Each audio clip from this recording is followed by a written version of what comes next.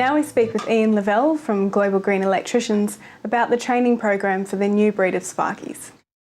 Most homes can reduce the amount of energy they use for lighting by 50% or more by using smarter lighting choices. We've had a look over here at some of the technologies that are available. You saw the LED one. This training session for the Green Global Electricians program is the latest example of the green jobs revolution that is sweeping through the union movement. It was created out of a need to deliver additional training and skills to licensed electricians and to teach them what they don't know in the areas of energy efficiency and renewables. And in general, electricians are very, very well skilled and knowledgeable. However, during their time, they would have learnt very little about energy efficiency and renewables during their time. So rather than take the approach of putting them through a renewable or energy efficiency course, advanced diploma or something in that area that teaches them a lot of the things that they possibly already know, we've taken this holistic approach to giving them this training course and these skills that are over and above the things that they wouldn't know and wouldn't have learned already.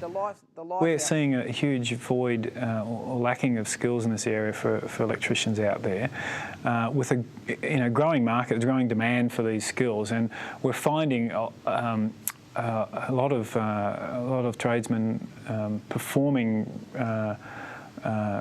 work in this area without having the proper skills and maybe not doing as good a job as we think they could. So hence, really, we've heard the message from the electricians out there that they need better skills in this area, and hence why we're here today delivering this sort of training. Oh, does it? Hangs out about 10 mil. Yeah. For Ian Levell, the program delivers a range of different benefits to interested groups. I guess there's three categories of areas that we look at for an employee working for an organisation. It might be a factory electrician or maintenance electrician somewhere. He gets an accreditation as a global green electrician with a new set of skills that makes him, I guess, more employable and gives him another level of skill and accreditation that is a benefit to whoever he works for. So that's an added skill for him. For the employer that employs him, they have another resource on hand in-house to perform energy audits, to do lighting retrofits of energy efficient lighting, maybe even to install renewables on the roof of that building in the future. So that's an enormous benefit to the employer. Now, if you're an electrical contractor that is possibly looking to reposition their business, to gain extra work in an area that they see that is growing, and it certainly is. The demand for contractors to do this sort of work is growing, and not many of them out there.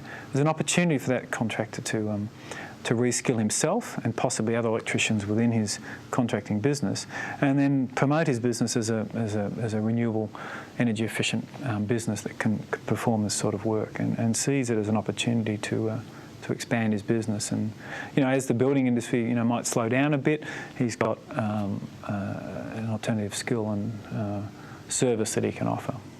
In order to maximise resources and learning outcomes, the program has united the electrical trades union with training providers and commercial organisations.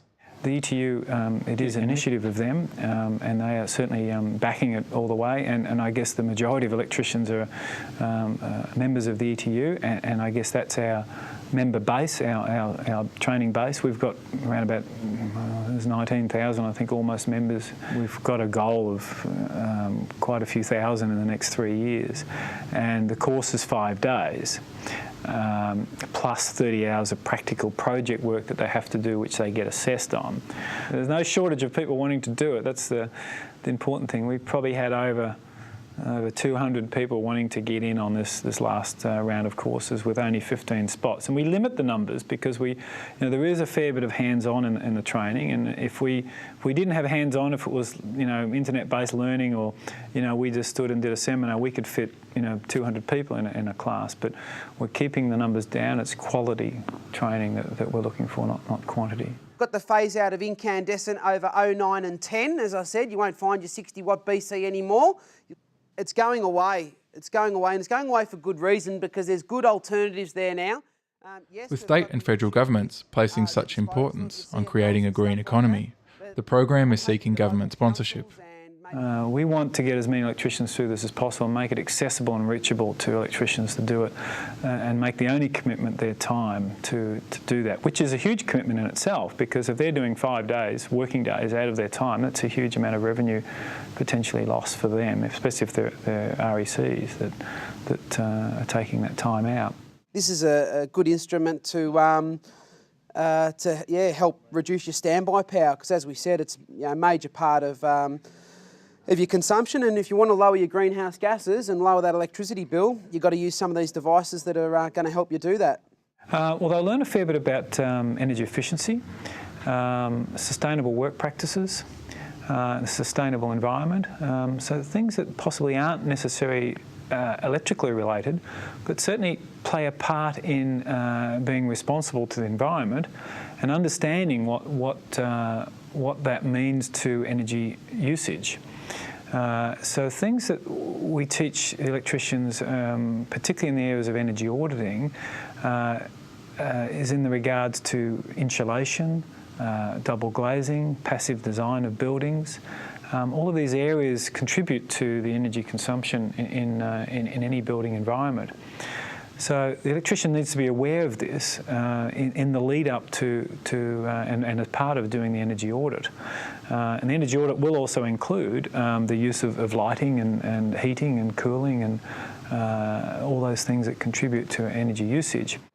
Many people have taken advantage of government rebates to install small solar systems that supplement their energy use. But the real savings can be made by having an energy audit of their homes and finding ways to significantly reduce their overall energy consumption. In an ideal, all things are ideal. What you do is firstly educate the consumer and have their energy efficiency reduced dramatically by doing an energy audit and bringing their energy consumption down considerably and their general practices of how they use energy. And instill that into the consumer first, and then install a system that matched that new energy average energy consumption, and that would be the ideal way of doing it. Now you'd probably still end up with a bigger than 1 kilowatt system, what the consumer would need. But if the consumer was to put in a system now, based on their current energy consumption, they would probably have to spend a lot of money. So by spending a small amount of money in relative terms to bring your energy consumption down, then the two balance out. We'll end up with the ideal scenario. And if we would have the ideal scenario is to be sustainable in our energy consumption, that is, whatever we use is what we produce. And that's the message that we'd like to get across to everyone. In fact, I think we all have that desire.